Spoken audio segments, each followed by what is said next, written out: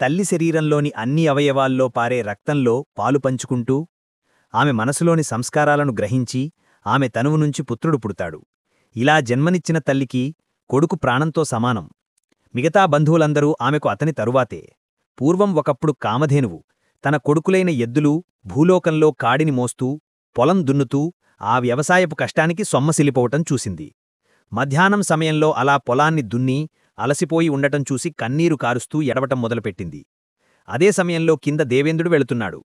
ఏడుస్తున్న ఆమె కన్నీటి చుక్కలు ఇంద్రుడి శరీరం మీద పడ్డాయి. ఇంద్రుడు తన ఒంటిమీద పడిన ఆ పవిత్రమైన సువాసనగల నీటి చుక్కలను చూసి ఆకాశంవైపు చూడగా అక్కడ బాధపడుతూ నిలబడి ఉన్న కామధేనువు కనిపించింది.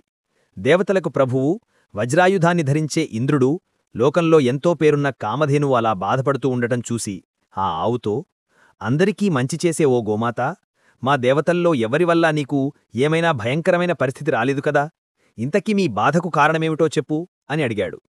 అప్పుడు ధైర్యవంతురాలైన కామధేనువు ఆ ఇంద్రుడితో, ఓ దేవేంద్ర, మీలో ఎవరివల్లా నాకు భయపడాల్సిన పరిస్థితులు రాలేదు. నా కొడుకులైన ఎద్దులు కష్టాల్లో పడి బాధలో మునిగిపోయి ఉన్నాయి. అందుకే నేను బాధపడుతున్నాను. ఓ సురప్రభూ, మామూలుగానే ఈ ఎద్దులు బక్కచిక్కిపోయి ఉన్నాయి. అంతేకాక ఆదుకునేవారు లేక అలమటిస్తున్నాయి. పైగా ఎండకి అల్లాడిపోతున్నాయి. దయలేని రైతు చేతిలో పడి వ్యవసాయం పనులతో అలసిపోయాయి. ఇటువంటి నా కొడుకుల దీనస్థితిని చూసి ఏడుస్తున్నాను. నా కడుపున పుట్టిన ఈ సుకుమారులు అంతులేని ఈ బరువును మోయలేక బాధతో కృంగిపోతున్నారు. వాళ్ల అవస్థను చూసి నాలో దుఃఖం పొంగి పొర్లుతోంది. తల్లికి కొడుకు ప్రాణంతో సమానం. ఆమెకు అతనికంటే ఇష్టమైనవాడు ఎవరూ ఉండరు.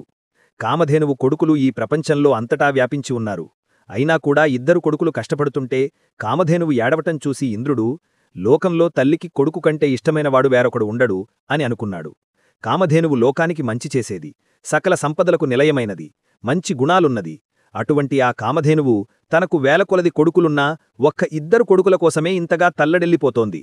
కాని ఒక్కగానొక్క కొడుకు అయిన శ్రీరాముడి ఎడబాటును కౌసల్యామాత ఎలా తట్టుకోగలదు?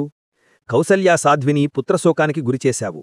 నేను అన్నకి ఈ రాజ్యాన్ని అప్పగించి సేవలు చేస్తాను. మనస్ఫూర్తిగా చెప్తున్నాను. దీనివల్ల నీ కారణంగా నాకు వచ్చిన చెడ్డపేరు పోతుంది.